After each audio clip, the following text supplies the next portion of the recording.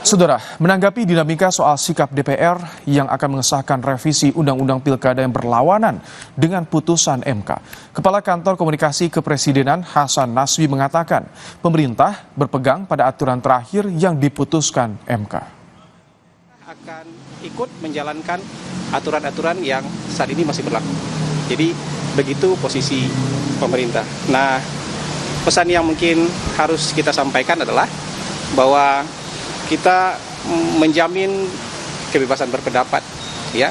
Demokrasi di negara kita ini sangat terbuka, tapi kita berharap semua peran kita dalam demokrasi bisa dijalankan dengan cara-cara yang baik, dengan memikirkan. Situasi terkini di area gedung DPR MPR Senayan Jakarta, kita tanyakan pada jurnalis Kompas TV ada Dian Silitonga. Selamat petang, Dian. Bisa Anda gambarkan kepada kami bagaimana kondisi di sana setelah tadi massa sempat menjebol tembok pagar DPR?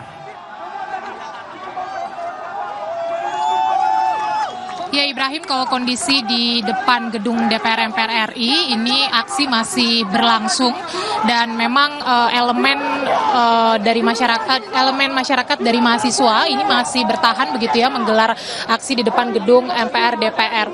Kalau bisa saya gambarkan sebenarnya situasi demonstrasi pada sore hari ini cenderung kondusif dibandingkan dengan beberapa waktu yang lalu.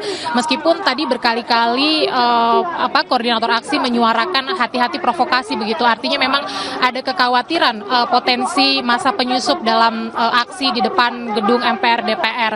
Nah, tapi yang jelas kita tahu bahwa aksi di depan gedung MPR DPR ini adalah agendanya untuk menolak rancangan undang-undang pilkada yang hari kemarin ini dibahas di Badan Legislatif dan kemudian yang rencananya akan disahkan dalam rapat paripurna hari ini oleh DPR, tapi kemudian ditunda karena seperti yang kita tahu rapor tadi pagi ini tidak memenuhi quorum begitu ya.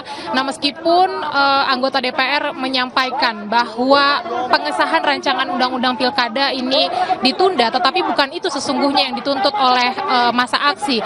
Tetapi yang utama adalah menolak rancangan undang-undang pilkada. Artinya tidak boleh ada pengesahan